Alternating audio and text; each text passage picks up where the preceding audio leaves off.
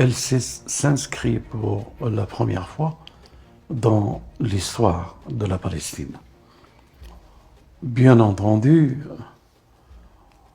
je ne répondrai pas aux Occidentaux et leur arrogance en pensant que l'opprimé est un oppresseur. Et Israël n'est pas négociable. Israël, c'est la seule démocratie dans la région.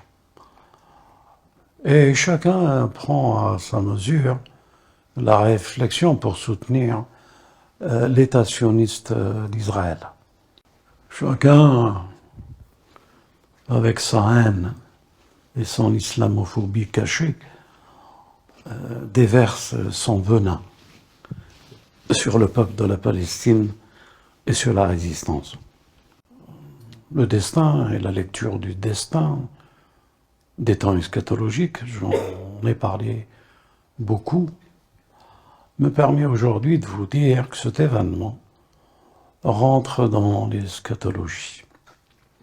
L'événement de la Palestine, ce qui se passe aujourd'hui. Aucun pays arabe n'a su porter la riposte qu'il faut à cet État sioniste d'Israël. Bien sûr, je différencie Israël et Juifs. Je parle de l'État sioniste d'Israël. Cette actualité inédite nous ouvre la réflexion sur l'époque où nous sommes, avec les stratégies, les alliances qui sont en train de se faire au jour même et à l'heure où je vous parle. Bien sûr, nous sommes et nous avons toujours été anti-sionistes. Et l'antisionisme, gangrène de notre humanité, fléau, pandémie, cancer de notre humanité, petit à petit gagner du terrain jusqu'à arriver à ce que l'Occident lui appartient. Et Israël est égal l'Occident. L'Occident qui reconnaît Israël. Et regardez rien que les partis politiques, nous on est en France, les partis politiques et leurs positions. Imaginez le général de Gaulle, dans l'histoire de la France, en Angleterre, et qu'il cherche à occuper le terrain national pour le libérer, et qu'il y a des gens qui sont des collabos. Et des collabos qui sont pour l'occupation par l'Allemagne nazie de ce territoire.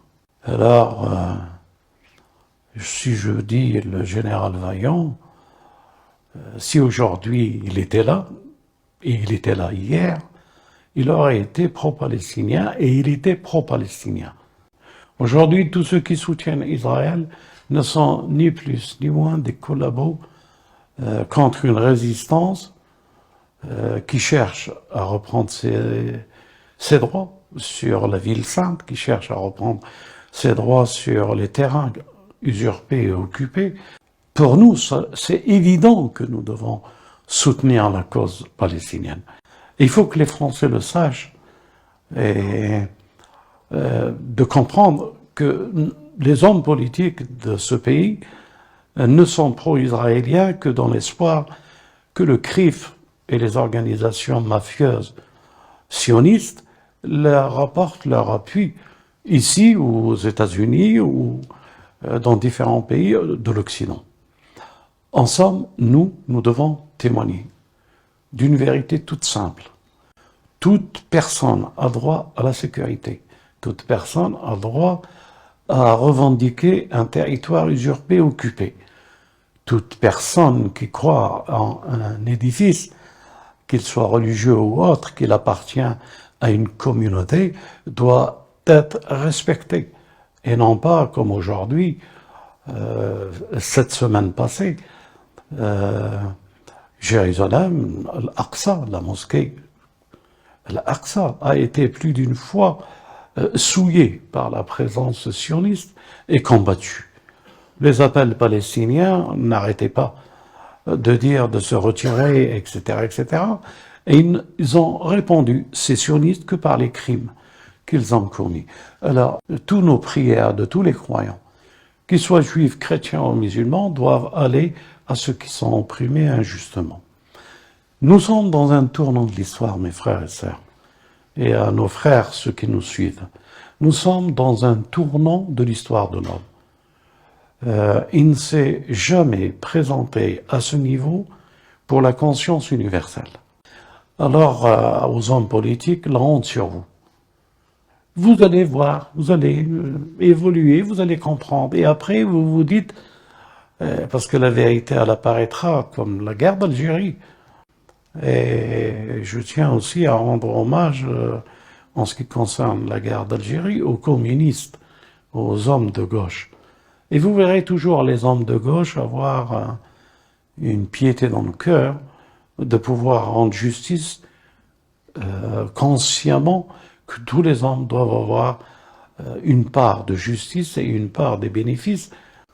Un clin d'œil que je voulais faire devant cette actualité est de dire, vous allez voir, ces mêmes occidentaux, devant les dégâts sionistes sur les Palestiniens civils, vont se taire. Ils acceptent les dégâts collatéraux sur les musulmans, mais ils ne l'acceptent pas lorsque c'est eux-mêmes qui opèrent ces dégâts, et surtout l'Afrique aujourd'hui en témoigne de ce dégât que l'Occident fait, et en l'occurrence la France, ces mafieux banquiers et industriels qui pillent ces richesses.